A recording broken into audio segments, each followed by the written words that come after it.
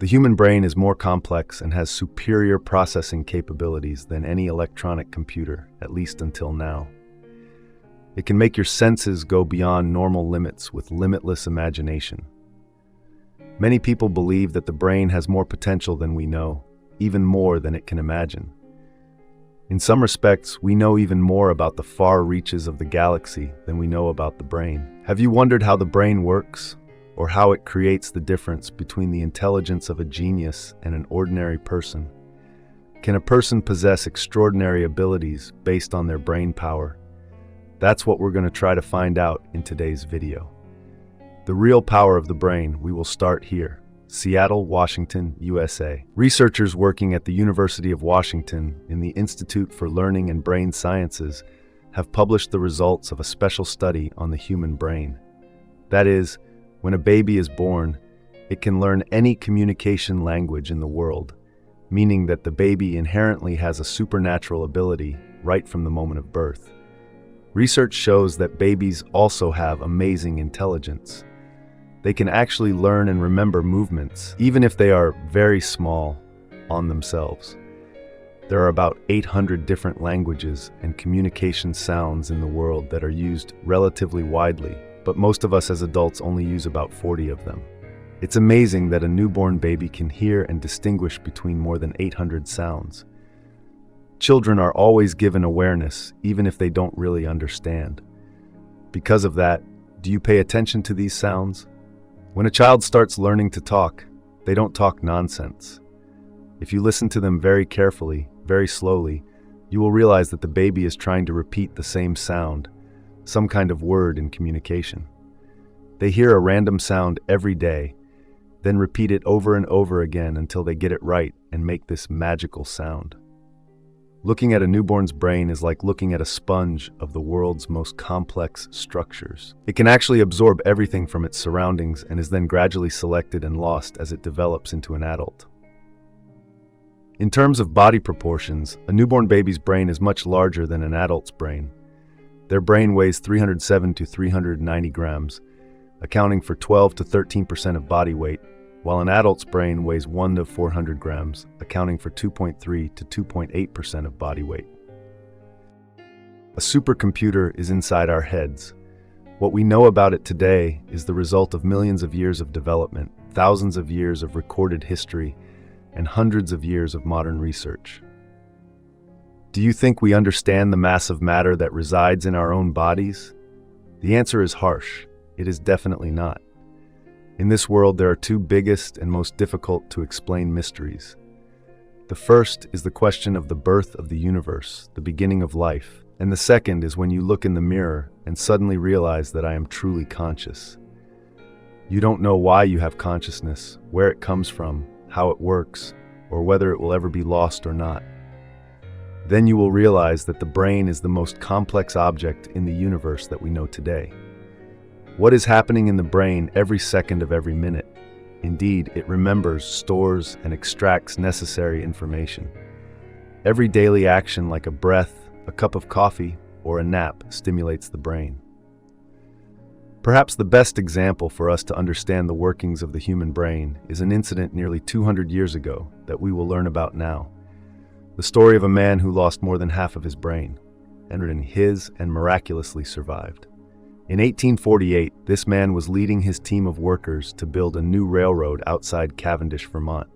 His job is to insert explosives into the drill hole, then use an iron bar to push it down and detonate it to break rocks, clearing the way for new long stretches of road. On September 13, 1848, Best was working as usual, but because he was busy talking to another worker, he accidentally stabbed the iron bar in his hand into the rock. Sparks flew out, caught the explosives in the drill hole, and caused it to explode. Then the iron bar flew out of place, flying hard into Gates' left cheek, through the roof of his mouth, into his brain, and through the top of his head. If you witnessed this scene, you probably wouldn't believe that Gates could survive. The wound was truly terrible. However, after a few minutes, a miracle happened. Gates began to regain consciousness and was able to speak. People quickly took Gates to a place to rest and wait for the doctor to arrive. 30 minutes after the accident, Dr. X. Williams finally arrived, and he couldn't believe what was happening before his eyes. Gates was sitting upright in a chair outside the hotel, talking to people around him. The iron bar is about 1 meter long, 3 centimeters in diameter, weighs 6 kilograms, is covered in blood and brains, and is stuck in his head. It penetrated Gates's skull, penetrated the left lobe of his brain, broke a significant portion of his brain, and pushed his eyeball out of its socket. Looking at this condition, everyone thought that with such serious injuries, he would not survive. But miracles happen, and Gates's story shows us that the brain is still a great mystery. We can learn a lot from it, but it also means we can never discover everything about the brain because it inherently changes over time. We know it's too complex to be fully explored, but we can learn more about it through studying the brains of exceptionally superior people. Be more precise, extraordinary people. What makes an individual stand out intellectually, emotionally, or wisely? What makes them called geniuses? Does their brain reveal some secret, a secret hidden inside? University of California. In June 2018, Tanis Abraham was receiving his diploma, proudly wearing his bachelor's robes. But, unlike other students, Abraham earned his diploma when he was only 15 years old. When Tanis was so outstanding, people could not know exactly why a genius was born. There is something special about the way the brains of the geniuses we talk about develop. It is not innate, not inherited from previous generations, but has definitely been subjected to a certain influence. If this can be discovered, the potential to help more people become geniuses and better exploit the brain's abilities is extremely huge. Is the potential for genius always located within each of us, somewhere deep in each person's brain? I will give you proof of that, the case of a man who was not born a genius but became one when he was nearly 40 years old. I'm here. He is a famous musician and pianist in the United States. He is often mentioned for his excellent composition and piano performance. Derek Amato was born on November 19, 1966 in Colorado. During his youth, he was a normal and unremarkable student. As an adult, Amato did many different jobs to make a living. Everything continued as usual, nothing special until one fateful day, October 2006. Derek Amato returns to visit his parents in his hometown. He and his friends organized a small party at home. Here, before the barbecue started, Amato came up with a game of catch.